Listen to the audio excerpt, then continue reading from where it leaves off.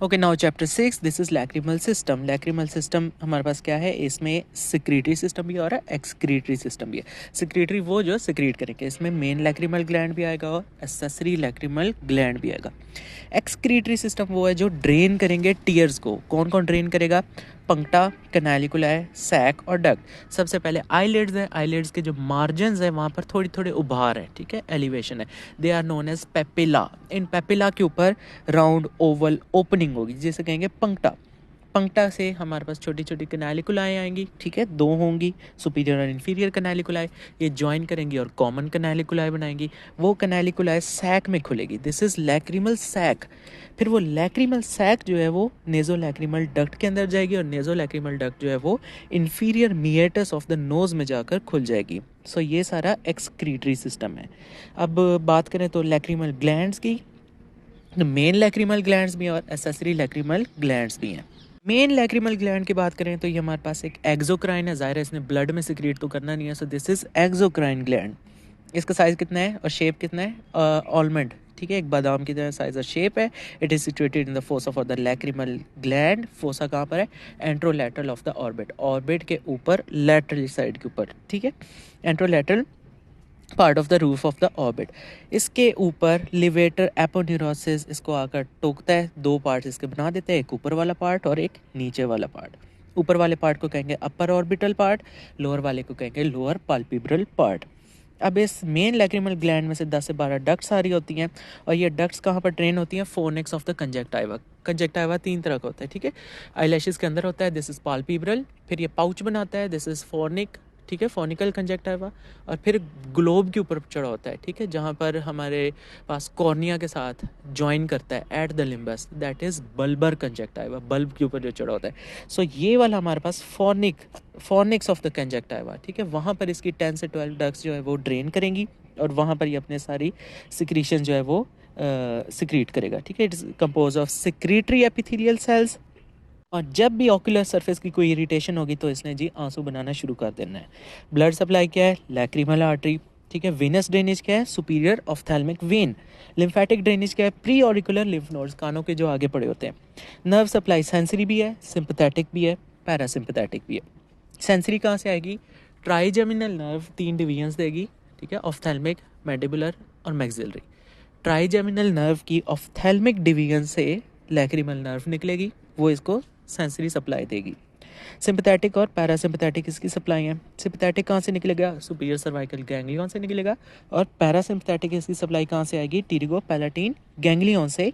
Facial nerve आएगी, वो इसकी पैरासिम्पैथेटिक कैरी करेगी। इसके अलावा कुछ आएंगे एक्सेसरी लैक्रिमल ग्लैंड्स, ठीक है, ये तो मेन लैक्रिमल ग्लैंड था ना जो कि एंट्रोलैटरल साइड पे होता है। इसके अलावा एक्सेसरी होंगे। एक्सेसरी में कौन से आएंगे? ग्लैंड्स ऑफ क्रॉस और ग्लैंड्स ऑफ वोल्फेरिंग। क्रॉस कहाँ पे होगा? जो हमारे पास फॉर्निकल कंजक्टाइवा है, फॉर्निक्स के ऊपर जो कंजक्टाइवा चढ़ा हुआ है वहाँ पर ग्लैंड ऑफ क्रॉस होगा। और ग्लैंड ऑफ वोल्फेरिंग का होंगे, ये हमारे पास अपर सुपीरियर टार्सल पे भी हो सकते हैं और इन्फीरियर टार्सल पे भी। सुपीरियर टार्सल के अपर बॉर्डर पर और इन्फीरियर टार्सल के लोअर बॉर्डर पर यहाँ पर ग्लैंड्स ऑफ वोल्फेरिंग हो गए। छोटे छोटे ग्लैंड्स होते हैं, इनका एपिथेलियल स्ट्रक्चर जो होता है वो सेम इसी मेन ग्लैंड से मिलता जुलता है और ये भी जो होते हैं वो सिक्रीट करते हैं। ये जो मेन ग्लैंड्स और ये जो एक्सेसरी ग्लैंड्स थे ये तो सिक्रीटरी सिस्टम में। अब पढ़ते हैं इसका एक्सक्रीटरी सिस्टम, जिन्होंने ये सारे टीयर्स जो हैं वो ड्रेन करने होते हैं। एक्सक्रीटरी सिस्टम में सबसे पहले लैक्रिमल पंक्टा। पंक्टा क्या है? राउंड ओपनिंग्स है on the upper and lower lid margins. अब जो आईलिड्स है उनके मार्जिन्स हैं वो स्लाइटली एलिवेटेड है, उनको कहेंगे पेपिला। पेपिला के ऊपर राउंड ओपनिंग होगी जिसे कहेंगे पंक्टा, ठीक है। यहाँ से जो टीयर्स होंगे ये ड्रेन करेंगे। These puncta are located 6 millimetre temporal to the inner canthus. जो इनर कैंथस है ना उससे लैटरली साइड में मूव करें तो 6 मिलीमीटर बाद ये अपीयर होना स्टार्ट कर देंगे। Each punctum is situated on small elevation called papilla. Papilla के ऊपर पंक्टम होते हैं। अब ये जो टिश्यू टीयर्स की सारी ड्रेनेज है ये पंक्टा से कहाँ जाएगी? पंक्टा से सैक में जाएगी। कौन लेकर जाएगा? कैनालिकुलाई। तो पंक्टा के बाद अब नेक्स्ट चीज़ जो होगी वो कैनालिकुलाई होंगे। ये दो होते हैं, सुपीरियर और इन्फीरियर कैनालिकुलाई। ये क्या करेंगे? पंक्टा को ज्वाइन करेंगे सैक के साथ और हर कैनालिकुलाई के 2 पार्ट होंगे, एक हॉरिजॉन्टल और एक वर्टिकल। जो हमारे पास इसका वर्टिकल पार्ट होगा वो 2 मिलीमीटर बड़ा होगा और जो हॉरिजॉन्टल पार्ट होगा वो 6 मिलीमीटर बड़ा होगा। कभी कभी जो सुपीरियर और इन्फीरियर कैनालिकुलाई हैं वो दोनों मिलकर आपस में कॉमन कैनालिकुलाई भी बना सकते हैं, जो कि बाद में लैक्रिमल सैक में जाए। तो पंक्टा से सुपीरियर और इन्फीरियर कैनालिकुलाई ने मिलकर बनाया कॉमन कैनालिकुलाई, और उसके बाद अब टीयर्स जाएंगे किधर, सैक में, लैक्रिमल सैक में। लैक्रिमल सैक हमारे पास कहाँ होती है, ये बोनी फोसा के अंदर होती है, ठीक है। It is located in anterior part of the medial orbital wall. Orbit की जो मीडियल वाली वॉल है वहाँ पर ये सैक होगी। और लैक्रिमल सैक की डायमेंशंस क्या हैं, इट इज़ 12x6। लेंथ इसकी कितनी है, 12 मिलीमीटर, और विड्थ इसकी कितनी है, 6 मिलीमीटर। अब सारे टीयर्स इस सैक के बाद कहाँ जाएंगे, नेजो लैक्रिमल डक्ट में। तो नेजो लैक्रिमल डक्ट कहाँ से स्टार्ट होगी, it starts from lacrimal sac, और ये कहाँ पर एंड होगी, inferior meatus of the nose में। जो इंफीरियर मिएटस नोज होता है ये कहाँ होता है, नोज की लैटरल साइड पे होता है। तो ये जो नेजो लैक्रिमल डक्ट है ये कितनी बड़ी होती है, 18 मिलीमीटर बड़ी होती है। फर्स्ट 12 मिलीमीटर जो होते हैं वो बाहर होते हैं, ठीक है, बोनी नेजो लैक्रिमल कैनाल में होते हैं, और जो आखिरी 6 मिलीमीटर होते हैं वो कहाँ होते हैं, lateral wall of the nose में होते हैं, जो कि मेम्ब्रेन से बनी होती है।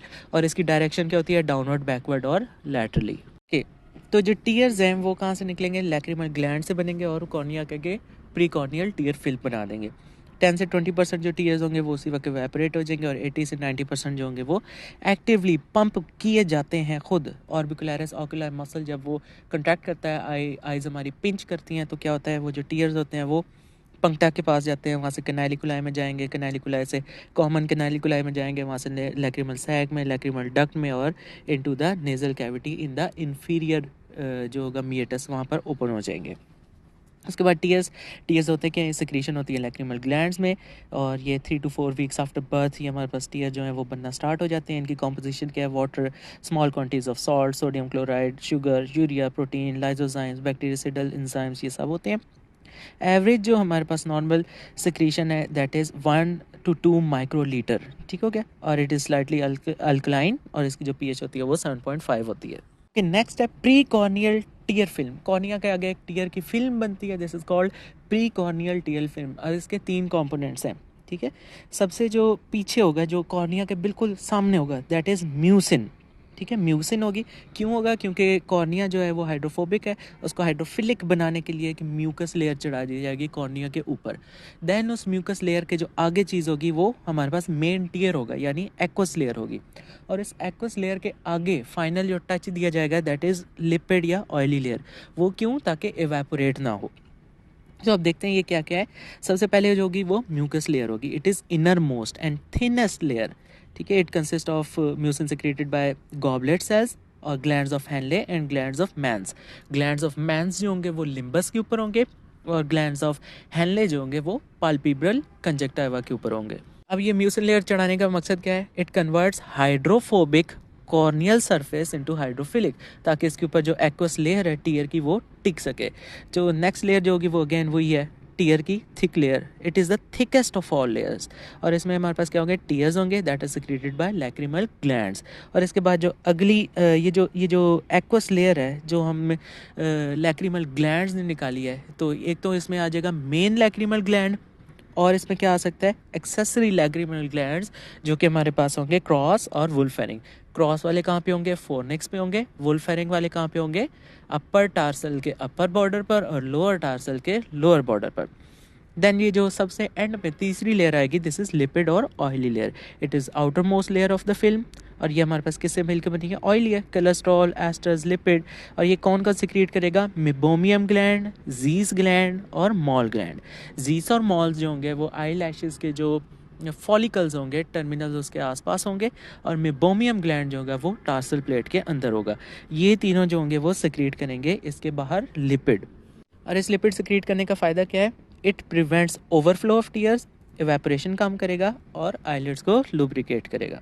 उसके बाद कुछ फंक्शंस है टीयर फिल्म के फंक्शंस क्या हो सकते हैं, it maintains the health of the ocular surface, of course उसको न्यूट्रिशन देगा, ट्रांसपेरेंसी मेंटेन करेगा, और क्या क्या करेगा, smooth and regular for refraction, ठीक है, ताकि जो रिफ्रैक्शन की सरफेस है वो नॉर्मल रहे। न्यूट्रिशन देगा, एंटी माइक्रोबियल इसमें कंपोनेंट्स होते हैं, फॉर एग्जांपल IgA होता है, लाइजोजाइम होता है। और उसके अलावा और क्या कर सकते हैं, it serves as medium for removal of debris, it lubricates the cornea eyelid interface. उसके बाद कुछ इसकी डिजीज़ होंगी इस ड्रेनेज सिस्टम की। ये जो सारा पंक्टा और कैनालिकुलाई और सैक और नेज़ोलैक्रिमल डक्ट, ये सब ड्रेनेज सिस्टम की कुछ डिजीज़ हैं। या तो ऑब्स्ट्रक्शन हो सकती है या इन्फ्लेमेशन हो सकती है। ऑब्स्ट्रक्शन होगी तो नेज़ोलैक्रिमल डक्ट ऑब्स्ट्रक्शन हो जाएगी, which could be acquired, which could be congenital. और अगर तो इन्फ्लेमेशन है, दिस इज़ कॉल्ड डैक्रोसिस्टाइटिस। ठीक है, ये एक्यूट डैक्रोसिस्टाइटिस भी हो सकती है और क्रोनिक डैक्रोसिस्टाइटिस भी हो सकती है। डैक्रो मीन्स ये जो नेज़ोलैक्रिमल जो सैक है, ठीक है, इसकी, और सिस्टाइटिस, सिस्ट मीन्स सैक, ठीक है। डैक्रो मीन्स नेज़ोलैक्रिमल डक्ट के जो सिस्टम है, और सिस्ट मीन्स सैक, और itis mean inflammation. So it is nasolacrimal sac inflammation. ये हमारे पास एक्यूट भी हो सकती है और क्रोनिक भी हो सकती है। ओके, नेक्स्ट है हमारे पास कंजेनिटल नेज़ोलैक्रिमल डक्ट ऑब्स्ट्रक्शन। ये कंजेनिटल है तो इसमें होगा क्या कि there is non canalization of the membrane at the lower end of nasolacrimal duct. Nasolacrimal duct है, उसके लोअर एंड पे मेम्ब्रेन बनती है, जनरली वो कैनलाइज हो जाती है, लेकिन इसमें वो कैनलाइज नहीं होगी, ऑब्स्ट्रक्शन हो जाएगी। और इसकी वजह से क्या होगा, एपिफोरिया होगा और सेकेंडरी इन्फेक्शंस होंगी। माल डेवलपमेंट हो सकती है पंक्टा की और कैनालिकुलाई की भी। क्लिनिकल फीचर्स देखें तो इसमें 5% न्यूबॉर्न्स में होता है, यूनिलैटरल भी हो सकता है, बायलैटरल भी, लेकिन जो बायलैटरल है वो ज़्यादा कॉमन है।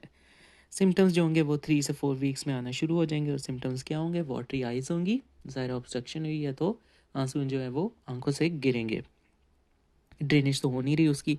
तो और क्या होगा, क्योंकि ऑब्स्ट्रक्शन हो गई है तो ड्रेनेज सारी ख़राब हो गई है, इसीलिए वहाँ पर म्यूकॉइड या म्यूकोपिरुलेंट डिस्चार्ज बैक्टीरिया आ जाएंगे। ठीक है, तो ये डिस्चार्ज आएंगे नियर द मीडियल कैंथस। ये सारे जो डिस्चार्ज होंगे ये मीडियल कैंथस पे होंगे। क्यों? क्योंकि वहाँ पे ऑब्स्ट्रक्शन हुई पड़ी है। रिगर्जिटेशन टेस्ट जो होंगे वो पॉजिटिव होंगे, हल्का सा प्रेशर करेंगे तो रिफ्लेक्स की वजह से जो फ्लूइड होगा या म्यूकोपिरुलेंट डिस्चार्ज होगा वो आइज़ के अंदर आएगा। कॉम्प्लिकेशंस, अगर इसको ट्रीट ना करें तो क्या होगा, म्यूकोसील हो जाएगा। म्यूकोसील क्या है, cyst fluid with filled with mucus, ऐसी सिस्ट जिसके अंदर म्यूकस भरी हुई हो, this is mucocele. Conjunctivitis, conjunctiva की इन्फ्लेमेशन हो जाएगी, या एक्यूट डैक्रोसिस्टाइटिस, क्रोनिक डैक्रोसिस्टाइटिस, या फिर फिस्टुला फॉर्मेशन। ट्रीटमेंट की बात करें तो ट्रीटमेंट दो तरह की हो सकती है, कंजर्वेटिव भी हो सकती है और सर्जिकल भी हो सकती है। कंजर्वेटिव में होता है क्या है कि 90% जो केसेस होते हैं ना वो 6 मंथ्स के अंदर ही ठीक हो जाते हैं, और 95% केसेस जो होते हैं ना वो 9 मंथ्स के अंदर ही ठीक हो जाते हैं। तो हम क्या करते हैं कि सर्जरी की तरफ नहीं जाते, प्रोबिंग जो है वो डिले कर देते हैं अंटिल 9 मंथ्स। तो फिर कंजर्वेटिव में करेंगे क्या, मसाज करेंगे, डिजिटल प्रेशर, अपनी उंगलियों से जो है ना वो प्रेशर अप्लाई करना है over the sac to increase the hydrostatic pressure. इतना ज़्यादा प्रेशर बन जाए कि वो नीचे वाली जो मेम्ब्रेन है नेज़ोलैक्रिमल डक्ट की वो ही बस्ट कर जाए, फट जाए, ठीक है, और ऑब्स्ट्रक्शन जो है वो क्लियर हो जाए। 10 strokes 4 times a day they are applied and digital massage is done over the ये medial side of the orbit. उसके बाद करेंगे एंटीबायोटिक्स देंगे, टॉपिकल देंगे और सिस्टेमिक देंगे। क्यों? क्योंकि इसमें म्यूकोपुरुलेंट डिस्चार्ज भी है ना। एंटीबायोटिक्स क्या करेंगे, सेकेंडरी इन्फेक्शन जो है वो कंट्रोल करेंगी। ये तो थी सारी कंजर्वेटिव ट्रीटमेंट। उसके बाद कुछ सर्जिकल ट्रीटमेंट भी होती है। सर्जिकल ट्रीटमेंट जो है वो 4 से 6 महीनों के बाद करेंगे, जब कंजर्वेटिव ट्रीटमेंट जो है वो फेल हो जाएगी। सर्जिकल ट्रीटमेंट में क्या क्या कर सकते हैं, प्रोबिंग कर सकते हैं, सिरिंजिंग या जिसको इरिगेशन कहते हैं, उसके अलावा इंट्यूबेशन कर सकते हैं, बलून कैथेटर कर सकते हैं और DCR कर सकते हैं। प्रोबिंग में क्या होगा, सबसे पहले जनरल एनेस्थीसिया देंगे, ठीक है, पेशेंट को एनेस्थाइज कर देंगे, बेहोश कर देंगे, देन एक प्रोब पास करेंगे through the पंक्टा into the canaliculi, into the lacrimal sac, into the nasolacrimal duct। ये जो सारा पाथवे है ना इसके अंदर एक प्रोब डालेंगे। इसका क्या फ़ायदा होगा, ये जब चलता चलता नेज़ोलैक्रिमल डक्ट के एंड तक चला जाएगा ना, वहाँ पे मेम्ब्रेन होगी वो उसको रप्चर कर देगा और नेज़ोलैक्रिमल डक्ट जो है वो खुल जाएगी। दूसरा वे क्या हो सकता है, इसमें हो सकती है सिरिंजिंग या इरिगेशन। अरे सिरिंजिंग या इरिगेशन में कुछ हम चीज़ वाटर या फ्लूइड जो है सलाइन वगैरह डालेंगे। It is done to confirm, हम कन्फर्म करेंगे कि वाकई में ही खुला है, ठीक है। तो अगर तो यहाँ से डालेंगे और दूसरी साइड से वो हमारा जो सलाइन या जो भी हमने वाटर वगैरह डाला है वो निकल आएगा, तो इसका मतलब है कि नेज़ोलैक्रिमल डक्ट जो है वो ओपन है। प्रोबिंग करने की वजह से 90% जो हमारे केसेस होते हैं वो फर्स्ट प्रोबिंग में ही क्लियर हो जाते हैं, और जो बाकी 6% होते हैं वो सेकंड प्रोबिंग में क्लियर हो जाते हैं। और अगर फिर भी एबनॉर्मेलिटी आ जाए तो इसका मतलब है कोई अनैटमिकल या कोई और एबनॉर्मेलिटी है। अदर ऑप्शंस हमारे पास क्या हो सकते हैं, इंट्यूबेशन विद सेलास्टिक ट्यूब या फिर बलून कैथेटर। इसके अलावा हम DCR भी कर सकते हैं। अब DCR क्या है, दिस इज़ डैक्रोसिस्टोराइनॉटमी। डैक्रोसिस्टो का मतलब है कि जो नेज़ोलैक्रिमल सैक है वो राइनोटमी, राइनोटमी, राइनो मीन्स नाक और ऑटमी मीन्स काटना वगैरह, ठीक है। तो इसमें हम क्या करेंगे, पैसेज बनाएंगे between the lacrimal sac and nasal cavity, और इसकी वजह से क्या होगा, जो टीयर्स होंगे वो डायरेक्टली ड्रेन हो जाएंगे कैनालिकुलाई से lateral wall of the nose में। हम कब करेंगे, ये 5 से 6 सालों के बाद करेंगे। नेक्स्ट है हमारे पास amniotocele, this is congenital dacryocele. ये अब हमारे पास क्या है, bluish grey cystic swelling of lacrimal sac. ये क्यों होती है, क्योंकि यहाँ पर हमारे पास डक्ट जो है, नेजो लैक्रिमल डक्ट, वो ब्लॉक हो जाती है। कहाँ ब्लॉक होती है, at the level of valve of Hasner, और उसकी वजह से इसके अंदर एमनियोटिक फ्लूइड और म्यूकस, ये सारी जो चीज़ें ये लैक्रिमल सैक के अंदर एक्यूमुलेट होने लग जाएंगी, जिसकी वजह से वो ब्लूइश ग्रे सिस्टिक स्वेलिंग बन जाएगी। दिस इज कॉल्ड एमनियोटोसील या कंजेनिटल डैक्रोसील। इसकी ट्रीटमेंट कैसे होगी, it is treated by massage and topical antibiotics, और अगर रिस्पॉन्स नहीं आएगा तो फिर हम प्रोबिंग की तरफ जाएंगे। ओके, नेक्स्ट हमारे पास एक्वायर्ड नेजोलैक्रिमल डक्ट ऑब्स्ट्रक्शन। पहले वाली जो थी वो कौन सी थी, कंजेनिटल थी, ये है एक्वायर्ड। इसमें बनी ठीक है, लेकिन कुछ बाद में ऐसे हो गया जिससे नेजोलैक्रिमल डक्ट की ऑब्स्ट्रक्शन हो गया। क्या हो सकता है, इडियोपैथिक स्टीनोसिस हो सकती है। इसमें फीमेल्स जो होंगी ना वो मोर कॉमनली अफेक्टेड होती हैं। इसके अलावा क्या हो सकता है, ऑर्बिटल फ्रैक्चर हो सकता है, ठीक है, जिसके छोटे छोटे फ्रैगमेंट्स चल जाएँ और नेजोलैक्रिमल डक्ट जो है वो ऑब्स्ट्रक्ट हो जाए। कोई साइनस सर्जरी हो सकती है, ठीक है, नेजल ट्रॉमा हो सकता है, इन्फ्लेमेटरी डिजीजेस, सार्कोइडोसिस, वैगनस, ग्रैनुलोमेटोसिस हो सकता है। उसके अलावा ट्यूमर्स, नेजोफेरिंक्स के ट्यूमर्स हो सकते हैं जो इसको ऑब्स्ट्रक्ट कर रहे हो। इसके अलावा डैक्रोलेथ या कास्ट या कोई डेब्रिस वगैरह भी हो सकता है, उसकी वजह से एक्वायर्ड नेजोलैक्रिमल डक्ट की ऑब्स्ट्रक्शन हो जाएगी। क्लिनिकल फीचर्स क्या है, ज़ाहिर है जब डक्ट ऑब्स्ट्रक्ट हो गई है तो इसमें एक्सेसिव टीयरिंग, आंसू पे आंसू आएंगे, ठीक है। उसके अलावा म्यूकोपुरुलेंट डिस्चार्ज होगा, डैक्रोसिस्टाइटस जो नेजोलैक्रिमल डक, ये जो नेजोलैक्रिमल सैक है, सिस्टाइटस सैक है, उसकी इन्फ्लेमेशन हो जाएगी। रिकरेंट अटैक्स ऑफ कंजक्टिवाइटिस, आंख है, ज़ाहिर है आगे जो हमारा पाथवे है वो क्या हुआ हुआ है, ऑब्स्ट्रक्ट हुआ हुआ है, तो उसकी वजह से अटैक्स ऑफ कंजक्टिवाइटिस, आंख में सेकेंडरी बैक्टीरियल इन्फेक्शन होगी, कंजक्टाइवा की इन्फ्लेमेशन होगी। ट्रीटमेंट क्या है इसकी, डीसीआर। डीसीआर क्या है, डेक्रोसिस्टोराइनोटमी। तो इसमें हम क्या करेंगे, पैसेज बनाएंगे किस किस के दरमियान, लैक्रिमल सैक और नेजल कैविटी के, जिसकी वजह से जो टीयर्स है वो डायरेक्टली ड्रेन करेंगे कैनालिकुलाई से लेकर into the lateral wall of the knows. DCR की 2 टाइप्स हो सकती हैं, एक्सटर्नल डीसीआर भी हो सकता है और एंडो लेज़र या जिसको ट्रांस नेजल डीसीआर कहते हैं वो भी हो सकता है। अगर तो एक्सटर्नल डीसीआर है तो इसमें क्या होगा, ये हम स्किन अप्रोच के थ्रू करते हैं, ठीक है, स्किन वगैरह में कट वगैरह आएगा तो ये लेकिन ये प्रेफर्ड मेथड है, इसका इसका सक्सेस रेट जो 90% से ज़्यादा है। जो दूसरा एंडो लेज़र है उसमें क्या हम करेंगे, ट्रांस नेजल अप्रोच करेंगे, ठीक है, इसलिए उसको कहते हैं trans nasal laser through nasal approach. लेकिन इसमें स्किन के ऊपर कोई कट वगैरह नहीं आएगा, अंदर अंदर ही ना नाक के थ्रू हम लेटरल वॉल के अंदर होल क्रिएट कर लेंगे, लेकिन इसका सक्सेस रेट जो है वो कम है, लेकिन कॉस्मेटिकली जो है ये बेटर है, ठीक है। तो इसकी वजह से कोई स्कार वगैरह नहीं आएगा। नेक्स्ट है हमारे पास acute dacryocystitis, cyst mean sac, ठीक है। तो it is the acute inflammation of lacrimal sac, lacrimal sac की इन्फ्लेमेशन को कहेंगे एक्यूट डैक्रोसिस्टाइटिस। एटियोलॉजी किस तरह होती है, इट में राइज डिनोवो, खुद से हो सकती है, या फिर कोई पुरानी नेजोलैक्रिमल डक्ट की ऑब्स्ट्रक्शन है जिसकी वजह से अब सैक में इन्फ्लेमेशन हो गई है। और इसके अंदर ऑर्गेनिजम्स कौन से हो सकते हैं, स्टैफिलोकोकस, स्ट्रेप्टोकोकस और न्यूमोकोकस वगैरह हो सकते हैं। क्लिनिकल फीचर्स में साइन सिम्टम्स देखते हैं। सिम्टम्स में क्या आएगा, पेनफुल रेडनेस, ठीक है, मीडियल कैंथस के ऊपर पेनफुल रेडनेस स्वेलिंग होगी, ठीक है, दैट इज एसोसिएटेड विद एपीफोरिया। आंसू जो हैं वो बहते जाएंगे, क्यों, क्योंकि इन्फ्लेमेशन हुई है। एग्जामिनेशन में हमें क्या मिलेगा, swelling at medial canthus which is reddish and tender to touch. अब क्योंकि वो मीडियल कैंथस पे हमें हाथ नहीं लगाने दे रहा तो regurgitation test is difficult to perform. उसके अलावा डिस्चार्ज किस तरह हो सकता है, म्यूकोपुरुलेंट भी हो सकता है, प्यूरुलेंट भी हो सकता है, और अगर ट्रीट नहीं करेंगे तो एब्सेस बन जाएगा इन अनट्रीटेड केसेस, और वो एब्सेस जो है वो फट भी सकता है और उसमें से पस बाहर आ सकती है।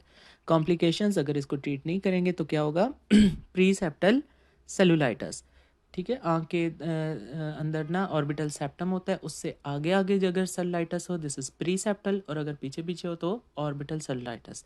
तो इस केस में प्री सेप्टल सेलुलाइटस होगा। दूसरी कॉम्प्लिकेशन क्या है, फिस्टुला फॉर्मेशन, ओके, इसकी ट्रीटमेंट की बात करें तो ट्रीटमेंट हमारे पास किस तरह की हो सकती है, कंजर्वेटिव भी हो सकती है और सर्जिकल भी। कंजर्वेटिव में हम एंटीबायोटिक्स देंगे, सिस्टेमिक भी देंगे, टॉपिकल भी देंगे। क्यों? क्योंकि यहाँ पर इन्फ्लेमेशन हुई है, हमारे पास चांसेस है कि सेकेंडरी इन्फेक्शन हो जाए। उसके अलावा एनाल्जेसिक्स देंगे, एंटी इन्फ्लेमेटरी ड्रग्स देंगे और हॉट फोमेंटेशन देंगे, जिसकी वजह से सूदिंग इफेक्ट आएगा। सर्जिकली हम क्या कर सकते हैं, एब्सेस है तो इंसाइज और ड्रेन कर देंगे सिंपली। इसमें हम प्रोबिंग और इरिगेशन नहीं परफॉर्म करेंगे। क्यों? क्योंकि ये ऑलरेडी इन्फ्लेमेशन है, ठीक है, डेक्रोसिस्टाइटिस है, इन्फ्लेमेशन है, कोई ऑब्स्ट्रक्शन नहीं है। वो तो प्रोबिंग और इरिगेशन तो हम ऑब्स्ट्रक्शन में करते हैं। सो इस इन्फेक्शन के अंदर ये जो सिस्टाइटिस है, डेक्रोसिस्टाइटिस, इसके अंदर कोई प्रोबिंग और इरिगेशन नहीं होगी।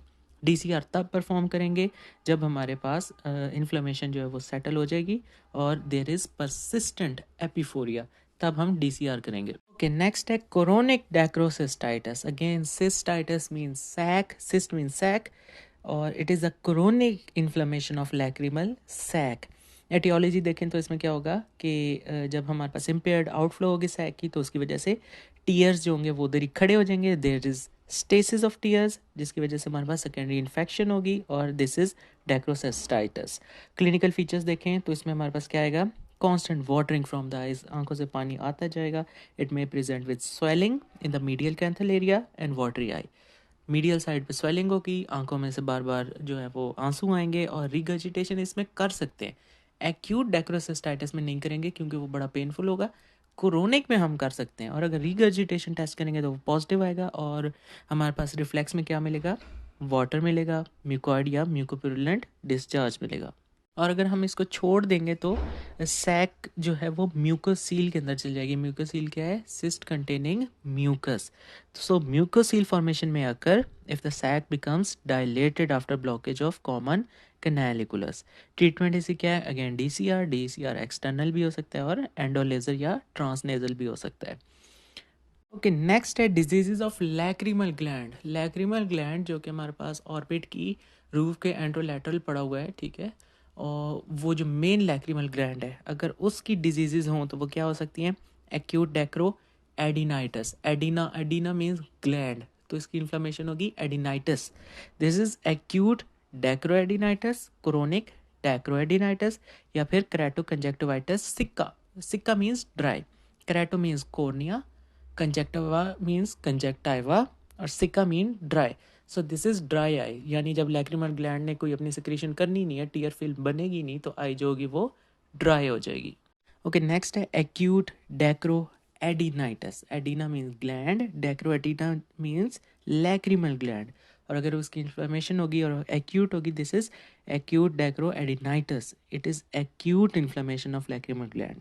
एटियोलॉजी क्या, इन्फेक्शन हो सकती है, कॉमनली वायरल है, लेकिन बैक्टीरिया और फंजाई भी हो सकती हैं। वायरल में कौन से आ सकते हैं, एब्स्टन बार, साइटोमेगालस, मम्प्स, ठीक है, इन्फेक्शियस मोनोन्यूक्लियोसिस। बैक्टीरिया में क्या आएंगे, स्टैफ आएंगे, स्ट्रेप्टोकोकस, गोनोकोकस। फंजाई में हिस्टोप्लाज्मा और प्लास्टोमाइसिस। क्लिनिकल फीचर्स में क्या होगा, पेन होगी, इसमें पेन होगी, and discomfort in the upper and outer portion of the orbit. Upper and outer क्यों? क्योंकि वहीं पे ही तो जो होता है हमारा मेन लैक्रिमल ग्लैंड होता है, in the anterolateral part of the roof of the orbit, ठीक है। तो अगर वो स्वेल हो जाएगा तो आईलिड उस साइड से, जो हमारे पास अपर एंड आउटर पोर्शन है, वहाँ से आईलिड जो है वो नीचे बैठ जाएगी, ड्रूप कर जाएगी, और आईलिड जो है वो एस शेप्ड की हो जाएगी। Eyelid becomes red and Solan and S shaped curved is formed at the margin. उसके अलावा क्या होगा, अब अगर अपर और आउटर पोर्शन पे स्वेलिंग हुई है तो वो क्या करेगा, आंख को डिस्प्लेस करेगा। कहाँ पर करेगा, डाउनवर्ड और इनवर्ड। उसके अलावा लिड इवर्जन जो है वो पेनफुल होगी, और अगर हम कर लेंगे तो उसमें सोलन और रेडिश ग्लैंड नज़र आएगा। इसके अलावा आईलिड्स जो हैं वो ड्रेन होती हैं कहाँ पर, प्री ऑरिकुलर लिम्फ नोड में। तो जो प्री ऑरिकुलर लिम्फ नोड्स हैं वो भी एनलार्ज और टेंडर हो जाएंगे। इसकी ट्रीटमेंट क्या है, हॉट कंप्रेसेस करेंगे, एनाल्जेसिक्स देंगे, ठीक है, सिस्टेमिक एनाल्जेसिक्स, एंटीबायोटिक्स देंगे, ब्रॉड स्पेक्ट्रम एंटीबायोटिक्स देंगे, और इसके अलावा अगर तो एब्सेस बन गया तो incision and drainage. Okay, next है हमारे पास chronic dacryoadenitis. This is chronic inflammation of lacrimal gland. Etiology देखें तो इन्फ्लेमेशन भी हो सकती है और ऑटो इम्यून डिजीजेस भी हो सकती हैं। इन्फेक्शन हो सकती है, ट्यूबरकुलोसिस, साइफिलिस, ट्रॉमा हो सकता है, फॉरेन बॉडी ग्रैनुलोमा, ठीक है, post traumatic granuloma. Auto immune में शॉगन सिंड्रोम, सार्कोइडोसिस, माइलॉइडोसिस, ल्यूकीमिया, लिम्फोमा, ये सारे आ सकते हैं। क्लिनिकल फीचर्स क्या है, दिस इज़ पेनलेस। एक्यूट डेक्रोएडिनाइटिस जो था वो पेनफुल था, क्रोनिक डेक्रोएडिनाइटिस जो है वो पेनलेस है। Painless enlargement of lacrimal gland. Lacrimal gland है कहाँ पर, अपर एंड आउटर पोर्शन पे। तो जब ये स्वेल करेगा तो आईलिड जो है वो एस शेप्ड कर्व ले लेगी, और जब ये स्वेल करेगा तो ये आई बॉल को पुश करेगा डाउनवर्ड एंड इनवर्ड। और अब एक मैस बन गया है कहाँ पर, upper and outer portion of the eye पे। तो हम उसकी तरफ देख नहीं सकते, आईलिड हमारी ऊपर हो गया है, so there is restriction of movements, ठीक है, of the eye ball in upward and outward direction. हम अपवर्ड और आउटवर्ड डायरेक्शन में मूवमेंट्स आई बॉल की नहीं हो सकती। जब हम करेंगे, अटैम्प्ट करेंगे अपवर्ड एंड आउटवर्ड डायरेक्शन में देखेंगे, क्यों, क्योंकि वहाँ पर जो है वो लैक्रिमल ग्लैंड है, तो डिप्लोपिया होगा। और इवर्जन ऑफ आईलिड अगर करेंगे तो ग्लैंड की हमें स्वेलिंग नज़र आएगी। डायग्नोसिस की बात करें तो क्लिनिकल एग्जामिनेशन करेंगे, lab investigations according to the suspected case. ये अब डिपेंड करता है कि बंदे को क्या है, शॉगन सिंड्रोम है, ल्यूकीमिया है, लिम्फोमा है, क्या है, फॉरेन बॉडी ग्रैनुलोमा है, तो लैब इन्वेस्टिगेशंस वेरी कर सकती हैं। एमआरआई और सीटी स्कैन कराएंगे। Treatment of underlying cause will improve the condition. Okay, तो लैक्रिमल ग्लैंड की जो आखिरी और तीसरी डिजीज़ है वो हमारे पास है केराटोकंजक्टिवाइटिस सिक्का और dry eye syndrome. Kerato means cornea, conjunctiva means conjunctiva, सिक्का मीन ड्राई। जब लैक्रिमल ग्लैंड ने अपनी सिक्रीशन नहीं करनी तो जो कॉर्निया होगा और कंजक्टाइवा होगा उनकी इन्फ्लेमेशन हो जाएगी और आई जो होगी वो ड्राई हो जाएगी। It is disorder of pre corneal tier film. Cornea के आगे जो टीयर की फिल्म होती है उसका डिसऑर्डर है। क्यों, या तो टीयर प्रोडक्शन कम हो रही है जिसमें लैक्रिमल ग्लैंड आ रहा है, या फिर टीयर प्रोड्यूस हो रहे हैं लेकिन वो जल्दी इवेपोरेट हो रहे हैं, या प्रोड्यूस नहीं हो रहे या इवेपोरेट हो रहे हैं, जिसकी वजह से अनस्टेबल टीयर फिल्म बनेगी। और जो ऑक्यूलर सरफेस है वो हमारे पास उसके अंदर क्या कह सकते हैं, हमारे पास पंक्चुएट एपिथेलियल केराटोपैथी हो सकती है, कॉर्निया डैमेज हो सकता है। एटियोलॉजी में देखते हैं या तो टीयर डेफिशिएंट है या तो फिर इवेपोरेट हो रहे हैं। अगर तो टीयर डेफिशिएंसी की बात करें, टीयर थोड़े बन रहे हैं हमारे पास, तो उसमें आ सकता है प्योर केराटोकंजक्टिवाइटिस सिक्का, primary Sjogren syndrome, secondary Sjogren syndrome और नॉन शॉगन सिंड्रोम। जो प्योर केराटोकंजक्टिवाइटिस सिक्का है उसमें लैक्रिमल ग्लैंड को ही हमने ब्लेम करना है, सारा ब्लेम ही लैक्रिमल ग्लैंड पे है। क्या हो सकता है, कंजेनिटल एलैक्रीमिया, या तो लैक्रिमल ग्लैंड जो है वो प्रोड्यूस ही नहीं कर रहा टीयर्स, या फिर डिनर्वेशन हो गई है जिसकी वजह से हाइपोसेक्रीशन हो रही है, ठीक है, कोई नर्व वगैरह कट गई है, या फिर क्या हो सकता है इडियोपैथिक। कंजेनिटल एलैक्रीमिया, डिनर्वेशन या इडियोपैथिक, ये तीन कॉजेज होंगे तो दिस इज प्योर केराटोकंजक्टिवाइटिस सिक्का। या फिर शॉगन सिंड्रोम भी हो सकता है, प्राइमरी भी हो सकता है, सेकेंडरी भी हो सकता है। शॉगन सिंड्रोम कहते हैं ड्राइनेस, हर जगह ड्राई हो गया, ड्राई माउथ, ड्राई आइज, हर जगह ड्राई। तो शॉगन सिंड्रोम होता क्या, इट इज़ ऑटोइम्यून डिसऑर्डर्स, ठीक है, characterize by lymphocytic inflammation and destruction of lacrimal salivary glands.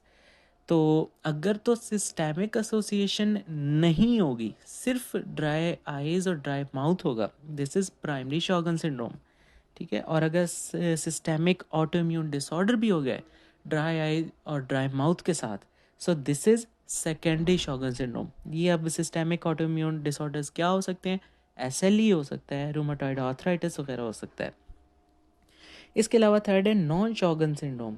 तो अब ना हमने लैक्रिमल ग्लैंड को ब्लेम करना है, ना शॉगन सिंड्रोम को करना है, कोई तीसरी कॉज उठा के ले आनी है।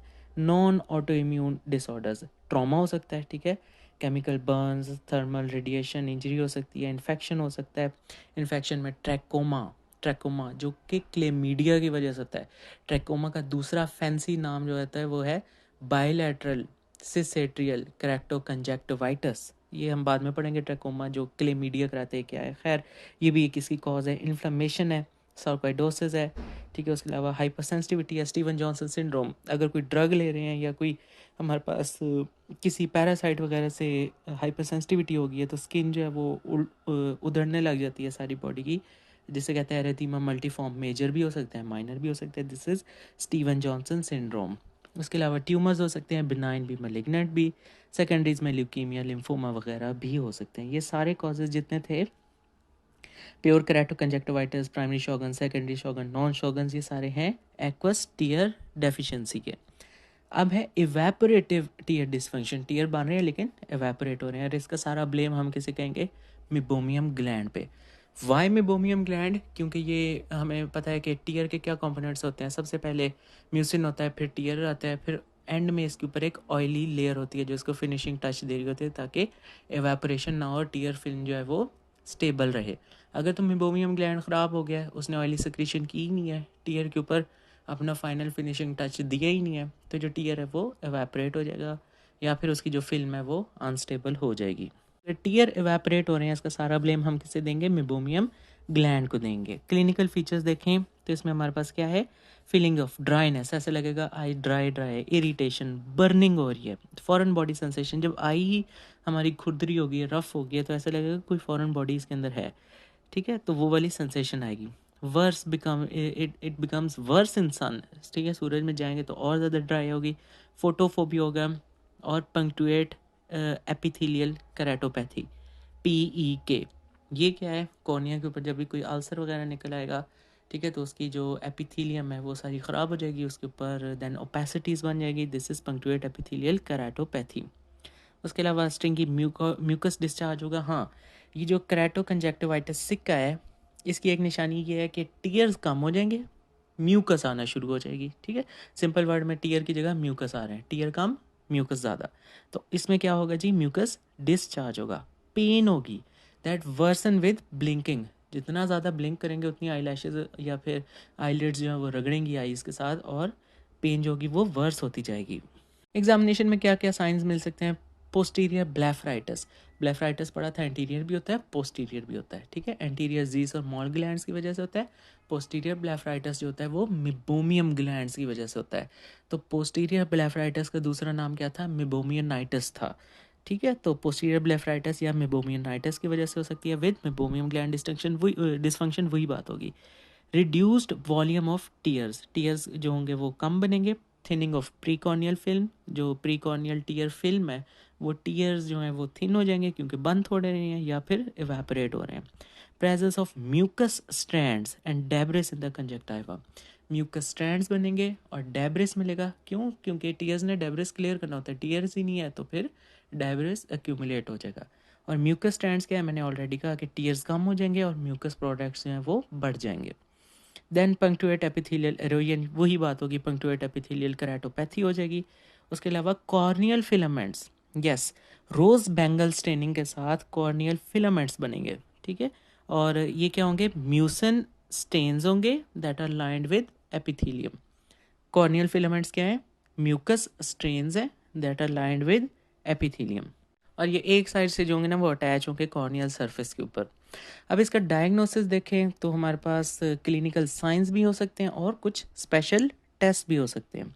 तो क्लिनिकल साइंस क्या है? मैंने एक बात ऑलरेडी की, टीयर्स कम हो जाएंगे और म्यूकस प्रोडक्शंस बढ़ जाएंगी। Decreased marginal tear strip and increased mucus products. उसके अलावा कॉर्नियल फिलामेंट्स, कॉर्नियल फिलामेंट्स क्या थे? Mucus strands that are lined with epithelium. अच्छा, उसके अलावा कुछ स्पेशल टेस्ट है। स्पेशल टेस्ट में हमारे पास क्या आ सकता है? टीयर फिल्म ब्रेकअप टाइम, इनका ब्रेकअप हो जाएगा, ठीक है, जो टीयर की फिल्म है। उसके अलावा एपिथेलियल स्टेनिंग चेक कर सकते हैं, शिरमास टेस्ट चेक कर सकते हैं और इम्प्रेशन साइटोलॉजी चेक करेंगे। टीयर ब्रेकअप टाइम क्या है? ब्रेकअप हो जाएगा, ठीक है। किसका ब्रेकअप? जब एक बंदा ब्लिंक करता है तो वो टीयर जो है वो अच्छी तरह रीडिस्ट्रीब्यूट हो जाएंगे। अब एक ब्लिंक के बाद फ़ौरन हम नोट कर लेंगे कि ये जो प्रीकॉर्नियल टीयर फिल्म बनी है ये कितने टाइम में ब्रेक हो रही है। नॉर्मली जो होता है 15 से 20 सेकंड होता है, ड्राई आई में ये लेस देन 10 सेकंड होगा। उसके अलावा एपिथेलियल स्ट्रेनिंग करेंगे। स्टेन्स कौन कौन से यूज़ कर सकते हैं? फ्लोरोसिन कर सकते हैं, रोजबैंगल कर सकते हैं और लिसामीन ग्रीन स्टेन्स यूज़ कर सकते हैं। फ्लोरोसिन स्टेन में क्या होगा? कॉर्नियल और कंजक्टाइवल एपिथेलियल जो होगी वो स्टेन हो जाएगी। रोज बैंगल से हमने क्या अभी देखा था? Mucus stains lined with epithelium, जो कि हमारे पास कॉर्नियल फिलामेंट्स थे, ठीक है। Mucus strands lined with epithelium, ये हमने रोज बैंगल से देखे थे। रोज बैंगल करता क्या है? It stains dead and devitalized epithelium cells, mucus, corneal filaments. इसकी वजह से हम रोज बैंगल की वजह से हम ये सब देख सकते हैं। नेक्स्ट है लिसामीन ग्रीन, ये है ये क्या है? ये सिमिलरली रोज बैंगल जैसा ही है लेकिन थोड़ी इरिटेशन करता है और हम इसी को प्रेफर करते हैं। स्पेशल टेस्ट में एक और टेस्ट आता है, दिस इज शकीरमार टेस्ट। इसमें हमारे पास क्या है, माइल्ड केसेस ऑफ करेक्टो कंजक्टिवाइटिस का हम डिटेक्ट कर सकते हैं। सबसे पहले वॉटमैन फिल्टर पेपर लेते हैं और उसको कंजक्टिवा के अंदर रख देते हैं। 5 मिनट बाद देखते हैं कितना गीला हुआ है, ठीक है। ड्राई आई में ये 6 मिलीमीटर से कम होगा, क्योंकि आई ही ड्राई है तो वो फिर पेपर भी जो है वो थोड़ा गीला होगा। तो नेक्स्ट मेथड है हमारे पास इम्प्रेशन साइटोलॉजी। इम्प्रेशन साइटोलॉजी में क्या आएगा, it detects the goblet cells. ये गॉबलेट सेल्स कहाँ होते हैं, कंजक्टिवा के अंदर होते हैं, that are reduced in the dry eye. ये इन गॉबलेट सेल्स का काम क्या होता है, म्यूकस सिक्रीट करते होते हैं। तो जब म्यूकस ही नहीं है तो टीयर फिल्म जो है वो इवेपोरेट हो जाएंगे। तो गॉबलेट सेल्स जो कि कंजक्टिवा के अंदर होते हैं वो कम हो जाएंगे, और हम कैसे डिटेक्ट कर सकते हैं, इम्प्रेशन साइटोलॉजी से। कि अब इसी ड्राई आई की अगर ट्रीटमेंट की बात करें तो हमारे पास कंजर्वेटिव भी हो सकती है और सर्जिकल भी हो सकती है। कंजर्वेटिव में सबसे पहले क्या आएगा, आर्टिफिशियल टीयर सब्सटीट्यूट, क्योंकि आई ड्राई हो गई है तो उसको सबसे पहले आर्टिफिशियल टीयर्स देंगे। ये टीयर्स किस किस के मिलके बने हो सकते हैं, सेलुलोज के भी डेरिवेटिव्स हो सकते हैं, जैसे मिथाइल सेलुलोज, पॉलीविनाइल अल्कोहल भी हो सकते हैं, सोडियम हाइलोरोनेट हो सकते हैं। हाइलोरोनिक एसिड जो होता है वो बहुत अच्छा पानी जो होता है वो रिटेन करके रख सकता है, तो इस केस में हम हाइलोरोनेट ले सकते हैं। उसके अलावा पेट्रोलियम मिनरल ऑयल ले सकते हैं। उसके अलावा सीरम्स, ठीक है, ऑटोलोगस सीरम ले सकते हैं। इन सीरम्स के अंदर क्या होगा, स्पेशल ग्रोथ फैक्टर्स होंगे, विटामिन ए होंगे, that is essential for maintaining healthy ocular surfaces. उसके अलावा म्यूकोलिटिक एजेंट्स, ऐसे एजेंट्स जो म्यूकस तोड़ देंगे। मैंने इसमें कहा टीयर्स कम हो जाएंगे और म्यूकस बढ़ जाएगी, तो हम म्यूकोलिटिक एजेंट्स यूज़ करेंगे, जैसे एसिटाइल सिस्टीन ड्रॉप्स यूज़ करेंगे। उसके अलावा टॉपिकल रेटिनॉइड्स जो कि विटामिन ए ही होते हैं, ठीक है। ये क्यों यूज़ करेंगे कि हमारे पास ऑक्यूलर सरफेस की जितनी डैमेज हुई है, जो हमारे पास पंक्चुएट एपिथेलियल केराटोपैथी PEK हुआ है, ठीक है, उसको रिवर्स करेंगे। विटामिन ए जो है वो रेडिकल से भी बचाता होता है, ठीक है, इन्फ्लेमेशन वगैरह में भी यूज़फुल है। इसके अलावा एंटी इन्फ्लेमेटरी एजेंट्स यूज़ करेंगे, जैसे कि हमारे पास टॉपिकल स्टीरॉइड्स वगैरह हैं, ठीक है, टॉपिकल साइक्लोस्पोरीन्स हैं। उसके अलावा कॉर्टिकोस्टीरॉइड्स हैं, ओमेगा 3 फैटी एसिड्स जो होंगे वो सप्लीमेंट्स में इफेक्टिव हैं। उसके अलावा सॉफ्ट कॉन्टैक्ट लेंसेज यूज़ करेंगे। क्यों, क्योंकि आई जो है वो हमारी ड्राई है, बार बार टीयर जो है उड़ जाता है, तो हम क्या करेंगे, इस कॉन्टैक्ट लेंस के पीछे टीयर को ना ट्रैप कर देंगे ताकि टीयर उड़े नहीं, ठीक है। तो ये भी हमारे पास सॉफ्ट कॉन्टैक्ट लेंसेज जो है वो यूज़ हो सकते हैं। ये तो थी हमारे पास सारी कंजर्वेटिव अप्रोच के टीयर सब्सटीट्यूट यूज़ कर लिया, सीरम यूज़ कर लिया, म्यूकोलिटिक एजेंट्स, टॉपिकल रेटिनॉइड्स, ठीक है, एंटी इन्फ्लेमेटरी स्टीरॉइड्स वगैरह, सॉफ्ट कॉन्टैक्ट लेंसेज, ये सारे कंजर्वेटिव अप्रोच थी। अब आएगी सर्जिकल अप्रोच। सर्जिकल में हम क्या कर सकते हैं, इसमें पंक्टल प्लग्स, जो हमारे पास आईलिड के मार्जिन में जो ड्रेनेज का सारा सिस्टम है, पंक्टा से कैनालिकुला से सैक में डक्ट में जाता है, तो वो जो पंक्टा है ना उसी को ही हम प्लग कर दें, ठीक है। तो ड्रेनेज हम ब्लॉक कर देंगे तो जो टीयर है ना वो आँख के अंदर ही रहेगा। तो पंक्टल प्लग्स हम यूज़ कर सकते हैं to reduce the tear drainage. दूसरा क्या हम कर सकते हैं, सर्जरी कर सकते हैं। सर्जरी में क्या करेंगे, पैरोटिड डक्ट को जो है ना वो हम कंजक्टिवा के अंदर जाकर खोल देंगे। पैरोटिड डक्ट वैसे मुंह में होता है, ठीक है, पैरोटिड ग्लैंड सलाइवा वगैरह की सिक्रीशन करता है, तो हम उसको आँख में खोल देंगे ताकि आई जो है हमारी वो वेट रहे, ड्राई ना रहे। ओके, नेक्स्ट है हमारे पास वाटरी आई, ठीक है। जब आँख में बहुत ज़्यादा टीयर्स होंगे तो वाटरी वाटरी हो जाएगी, दिस इज़ वाटरी आई। अब इसमें दो चीज़ें हो सकती हैं, या तो लैक्रीमेशन होगी या फिर एपीफोरिया होगा। अब इसमें डिफरेंस क्या है, दोनों में ही वाटर आएगा। लैक्रीमेशन में हम तब कहेंगे जब हमारे पास इंक्रीज्ड टीयर प्रोडक्शन होगी, आंसू बहुत ज़्यादा प्रोड्यूस होंगे, दिस इज़ लैक्रीमेशन। और एपीफोरिया हम तब कहेंगे जब हमारे पास ड्रेनेज नहीं हो रही होगी। ड्रेनेज किस तरह रोक सकती है, या तो कोई ऑब्स्ट्रक्शन हो सकती है, या फिर जो हमारे पास लैक्रिमल पंप हैं, जो हमारे पास पंक्टा है वो सही तरह काम नहीं कर रहे, ठीक है, पंपिंग नहीं हो रही या ऑब्स्ट्रक्शन हो गई है, इस केस में हम कहेंगे एपीफोरिया। और अगर टीयर ज़्यादा प्रोड्यूस हुए हैं तो this is lacrimation. So what is lacrimation, it is watering of eye due to increase tear production, ठीक है। ये किसी डिजीज़ की वजह से भी हो सकता है, कोई ऑकुलर इरिटेशन भी हो सकता है। रिफ्लेक्स टीयरिंग, ठीक है, रिफ्लेक्स में जो अगर आंसू ज़्यादा निकलेंगे, कॉजेज़ क्या है, कोई फॉरेन बॉडी आके कंजक्टिवा या कॉर्निया में लग गई है तो अगेन चल भी आंसू शुरू। इन्फ्लेमेशन, कंजक्टिवाइटिस, केराटाइटिस, ठीक है, एक्यूट आइरिडोसाइक्लाइटिस। आइरिडोसाइक्लाइटिस कहते हैं आयरस और सिलरी बॉडी की इन्फ्लेमेशन को। Acute rise in intraocular pressure, चल भी लैक्रिमेशन शुरू। कंजेस्टिव ग्लाइकोमा, इसमें भी लैक्रिमेशन होती है। उसके अलावा एबनॉर्मल अगर रीजनरेशन हो जाए ना फेशियल नर्व की, ठीक है, पैरालिसिस के बाद, जो सेवन्थ नर्व है फेशियल नर्व, उसकी पैरालिसिस के बाद अगर उसकी एबनॉर्मल रीजनरेशन हो जाए तो उसमें क्या होगा, जब बंदा खाना खा रहा होता है ना तो उसके आंसू निकल रहे होते हैं, this is called crocodile tears. Pseudobulbar palsy में हो सकता है, हाइपरथायराइडिज्म में हो सकता है, कोलिनर्जिक स्टिमुलेशन में हो सकता है, साइकिक स्टिमुलेशन, बहुत ज़्यादा खुश हैं तो खुशी के आंसू, बहुत ज़्यादा उदास है तो उदासी के आंसू। This all are the causes of lacrimation. Diagnosis हम क्या कर सकते हैं, एंटीरियर सेगमेंट एग्जामिनेशन करेंगे आई की। ट्रीटमेंट क्या है, towards the control of underlying cause. Okay, तो दूसरी जो वाटरी आई थी वो हमारे पास थी एपीफोरा। एपीफोरा क्या है, it is watering from an eye due to decreased drainage of the tears. Tears drain नहीं हो रहे, इसी वजह से वाटरिंग फ्रॉम द आई हो रही है। कॉजेज क्या हो सकते हैं, ऑब्स्ट्रक्टिव भी हो सकता है एपीफोरा, और लैक्रिमल पंप फेलियर भी हो सकता है। ऑब्स्ट्रक्टिव में क्या होगा, मैकेनिकल ऑब्स्ट्रक्शन होगी किसी भी लेवल पे, पंक्टा पे हो सकती है, कैनालिकुलाई पे हो सकती है, सैक पे हो सकती है, डक पे हो सकती है। तो कॉजेज में क्या आ सकता है, अगर तो पंक्टा है तो उसका स्टीनोसिस हो जाएगा, कैनालिकुला है तो इट्रीजिया हो जाएगा, नेजोलैक्रिमल डक्ट है तो उसकी स्टीनोसिस हो जाएगी, इन्वोल्यूशनल स्टीनोसिस। या अगर तो नेजोलैक्रिमल सैक है तो उसकी डेक्रोसिस्टाइटिस इन्फेक्शन हो जाएगी। और इसके अलावा क्रोनिक साइनस डिजीजेज हो सकती है, ग्रोथ हो सकती है लैक्रिमल सैक या नोज़ के अंदर, नेजल पॉलिप हो सकता है, पॉलिप ऑब्स्ट्रक्ट करेगा at the lower end of the nasolacrimal duct. Nasolacrimal duct कहाँ खुलती है, जो नोज़ है उसकी लैटरल वॉल के अंदर, जो इन्फीमियटस है उसके अंदर खुलती है। तो अगर पॉलिप होगा तो वो वहाँ पर उसको ऑब्स्ट्रक्ट करेगा। इसके अलावा एक और कॉज हो सकती है trauma to the lacrimal drainage system. ये सारी जितनी कॉजेज़ हैं ये ऑब्स्ट्रक्टिव एपीफोरा में आती हैं। और अगर लैक्रिमल पंप फेलियर है, ठीक है, inability of the pumping mechanism to drain the tear, तो इसकी वजह से भी एपीफोरा हो जाएगा। इसकी कॉजेज़ हमारे पास क्या है, लोअर लेड लैक्सिसिटी, जो हमारी लोअर लेड है वो बहुत ज़्यादा ढीली होकर नीचे गिर गई है, क्योंकि लोअर लेड के ऊपर क्या होते हैं, पंक्टा होते हैं, पंक्टा ने उन्हें ड्रेन करना होता है, उनके अंदर एक्टिव पंप होता है। फेशियल पाल्सी, फेशियल पाल्सी क्यों, सेवन नर्व की पाल्सी, या सेवन नर्व में किसको सप्लाई करना है, ऑर्बिकुलरिस ऑकुलाई को। ऑर्बिकुलरिस ऑकुलाई ने क्या करना है, आई बॉल, ये जो आँख होती है इसको बंद करवाता है, स्क्वीज़ करवाता है। तो जब ये ही फारिग हो जाएगी तो हमारी जो टोन है वो सारी लॉस हो जाएगी, ठीक है, पंप फेलियर हो जाएगा। इसके अलावा लोअर लिड एक्ट्रोपियन, जो लोअर लिड है वो बाहर की तरफ हो गई है, ठीक है, पंक्टा जो है वो अवे हो गए हैं, तो it is away from the globe. तो ये सारी जो कॉजेज है ये लैक्रिमल पंप फेलियर की हैं। अच्छा, अब इसका डायग्नोसिस किस तरह करना है, क्लिनिकल एग्जामिनेशन भी कर सकते हैं और लैक्रिमल सिस्टम की पेटेंसी भी चेक कर सकते हैं। अगर तो क्लिनिकल एग्जामिनेशन करना है तो फिर हम क्या देखेंगे, आईलिड की पोजीशन देखेंगे, ठीक है, कि कहीं लैक्सिसिटी तो नहीं है, एक्टोपियन तो नहीं है, ऑर्बिकुलरिस ऑकुलाई मसल को देखेंगे, ठीक है, कि वो सही तरह स्क्वीज़ कर रहा है, आँख को बंद कर रहा है।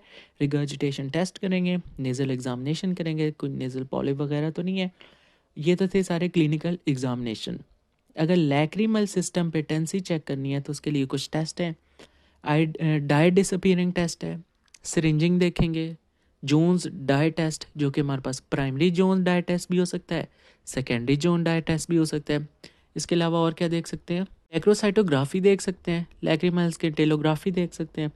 तो सबसे पहले डाई डिसअपीयरिंग टेस्ट, इसमें क्या होगा, ये हमारे पास कंफर्म डायग्नोसिस करने के लिए फ्लोरोसिन डाई जो है वो आंख में डाल देंगे, ठीक है, और वो जो अब वो टीयर्स के अंदर शामिल हो गया, अब उसे क्या होना चाहिए, 5 मिनट के अंदर अंदर ड्रेन होना चाहिए, ठीक है, टीयर फिल्म से ड्रेन होना चाहिए। लेकिन अगर नहीं होता, रिटेंशन है, तो इसका मतलब कि हमारे पास ऑब्स्ट्रक्शन है। नेक्स्ट है हमारे पास सिरिंजिंग डायग्नोसिक। सिरिंजिंग में क्या होगा, ये भी कन्फर्मेटरी टेस्ट है, लेकिन सिर्फ ये हमारे पास ऑब्स्ट्रक्शन कहाँ कहाँ पर चेक करेगा, पंक्टाई में, कैनालिकुलाई में और नेजोलैक्रिमल सैक में। नेजोलैक्रिमल डक्ट की ऑब्स्ट्रक्शन ये चेक नहीं करेगा। देन हमारे पास आएगा Jones dye test. Jones dye test में क्या है, इन्हीं दो को कंबाइन कर देंगे, फ्लोरोसिन के साथ सिरिंजिंग करेंगे, ठीक है। तो it is indicated only in patients of suspected partial obstruction, ठीक है, जब किसी पेशेंट को पार्शियल ऑब्स्ट्रक्शन होगी तो हम जोन्स डाई टेस्ट की तरफ जाएंगे। तो ये प्राइमरी भी हो सकता है, सेकेंडरी भी हो सकता है। प्राइमरी में क्या होगा, जो फ्लोरोसिन डाई है वो हम आई में डाल देंगे और एक्सपेक्ट करेंगे कि ये नोज से जो है वो रिकवर हो। और अगर ये नहीं आएगा तो इसका क्या मतलब है कि या तो पार्शियल ऑब्स्ट्रक्शन है या फिर पंप फेलियर है, ठीक है। ये जो जोन्स डाई टेस्ट होते हैं ना, ये टोटल ऑब्स्ट्रक्शन के लिए नहीं होते, ये या पार्शियल ऑब्स्ट्रक्शन के लिए होते हैं या पंप फेलियर के लिए होते हैं। तो प्राइमरी में तो हमने फ्लोरोसिन डाल दिया, और अगर वो नाक से नहीं आया, ठीक है, आंख में डाला और नाक से वो रिकवर नहीं हुआ, तो इसका मतलब या तो पार्शियल ऑब्स्ट्रक्शन है या पंप फेलियर है। सेकेंडरी में क्या करेंगे, वही जो फ्लोरोसिन डाला था ना, उसके बाद उसकी इरिगेशन करना स्टार्ट कर देंगे। तो अगर तो इरिगेशन किससे करेंगे, सलाइन से करेंगे, ठीक है। तो अगर तो फ्लोरोसिन स्टेन्ड सलाइन रिकवर हो जाता है नाक से, तो इसका मतलब देयर इज़ पार्शियल ऑब्स्ट्रक्शन, ठीक है। और अगर फ्लोरोसिन नहीं आता, सिर्फ सलाइन का सलाइन ही वापस आ जाता है, तो इसका मतलब है कि जी हमारा जो पंप है वो फेल है। नेक्स्ट है हमारे पास डेक्रोसिस्टोग्राफी। इसमें हमारे पास क्या होगा, एक्सरे कंट्रास्ट मीडियम जो होगा वो कैनालिकुलाई में हम डाल देंगे, ठीक है, कंट्रास्ट मीडियम। और बाद में उसके जो है वो एक्सरे करेंगे for the detection of diverticula, कोई डाइवर्टिकुला तो नहीं है, कोई फिस्टूला तो नहीं है, या कोई और डिफेक्ट तो नहीं है। ये सब चेक करने के लिए हम डेक्रोसिस्टोग्राफी करेंगे। उसके बाद है हमारे पास लैक्रिमल स्किंटेलोग्राफी। इसमें हमारे पास क्या होगा, गैमा इमिटिंग सब्सटेंसेस जो होंगी वो हम आंखों में डाल देंगे, ठीक है। वो फिर टीयर्स के साथ शामिल हो जाएंगी, और फिर हम टाइम टू टाइम उनकी जो है वो प्रोग्रेस जो है वो मॉनिटर करते रहेंगे through the drainage system by gamma camera. Okay, तो ट्रीटमेंट, जैसा कि हमने बताया कि या तो पंप फेलियर हो सकता है या फिर ऑब्स्ट्रक्शन हो सकती है। अगर तो पंप फेलियर है तो हम क्या कर सकते हैं, आईलिड की पोजीशन जो है वो रिस्टोर कर सकते हैं, या फिर पंक्टा की पोजीशन रिस्टोर कर सकते हैं। और अगर ऑब्स्ट्रक्शन है ड्रेनेज सिस्टम पे, तो फिर ये डिपेंड करता है कि ऑब्स्ट्रक्शन किस लेवल पे हम उसको सर्जिकली जो है वो करेक्ट कर सकते हैं।